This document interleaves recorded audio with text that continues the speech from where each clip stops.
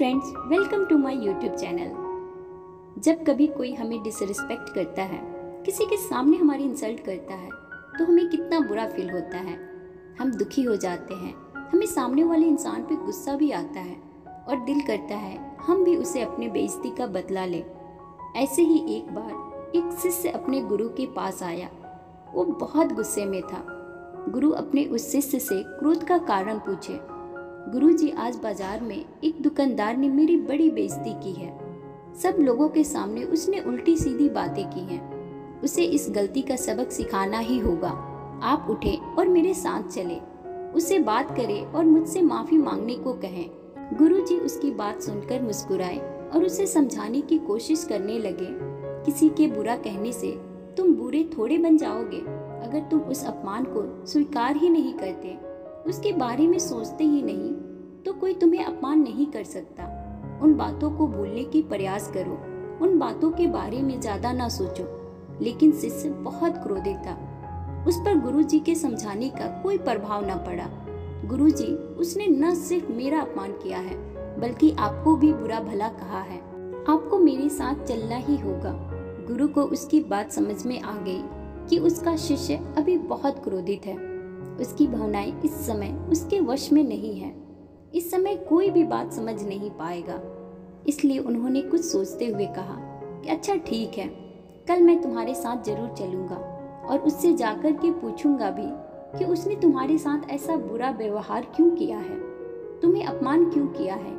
लेकिन आज मुझे कुछ जरूरी काम है। शिष्य भी इस बात पर राजी हो गया। अच्छा ठीक है गुरुजी, लेकिन कल हमें देर नहीं करनी।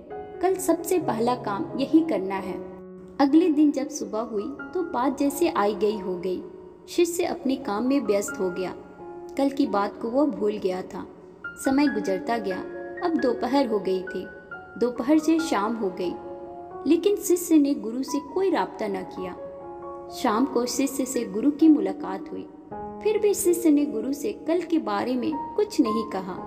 तो गुरु ने खुद ही पूछ लिया, आज बाजार उस दुकानदार से बात करने जाना था, लेकिन पूरा दिन गुजर गया, तुम आए ही नहीं।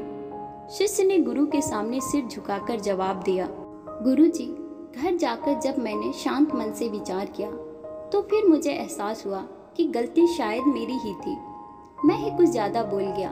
दुकानदार की कोई खास गलती नहीं थी। इसलिए अब हमें दुकानदार के पास जाने की, उसे बात करने की कोई जरूरत नहीं है। गुरुजी उसकी बातों को सुनकर मुस्कुराए और बोले, फिर तो हमें उसके पास जरूर जाना चाहिए। शिष्य हैरान हुआ और पूछा, अब जाने की भला क्या जरूरत है। तो गुरुजी मुस्कुराते हुए बोले, अब चूंकि तुम अपनी गलती को स्वीकार कर चुके हो, तो जाकर उस दुकान वाले से माफी नहीं मांगोगे। दोस्तों, इस स्टोरी से हमें यही सीख मिलती है कि जैसे गुरुजी ने शुरू में ही अपने शिष्य से कहा था कि अगर तुम अच्छे हो, सही रास्ते पर हो, तुम्हें खुद पर भरोसा है, तो फिर किसी के गलत कहने से तुम गलत नहीं हो जाओगे। किसी के बुरा कहने से तुम बुरे नहीं बन जाओगे। तो फिर लोगों की बातों की तुम्हें परवाह नहीं होनी चाहिए। उन्हें नज़रअंदाज करते हुए, मुस्कुराते हुए आगे बढ़ जाना चाहिए। दूसरा लेसन जो हम इस स्टोरी से सीख सकते हैं वो यह कि कभी भी तुरंत कंप्लेन न करें। अगर आपको लगे कि किसी ने आपके साथ गलत किया है, तो तुरंत ही किसी नतीजे पर न पहुंचे, बल्कि थोड़ा समय दें। जैसे शिष्य जब अपने गुरु के पास शिकायत लेकर आया, तो उस समय वह बहुत गुस्से में था। गुरुजी उसे समझाते हुए बोले, हम आज नहीं, सुबह चलेंगे। तो शिष्य को सारी रात उस घटना के बारे में सोचने का मौका मिल गया। अगली सुबह जब वह सोकर उठा तो सब कुछ नॉर्मल था। उसके मन से बदला लेने की भावना चली गई। वो अपने रोजमर्रा के कामों में व्यस्त हो गया। और आखिरी बात ये कि अपनी गलती को मान लेने में और किसी की भूल को भुला देने में ही जिंदगी की खूबसूरती है।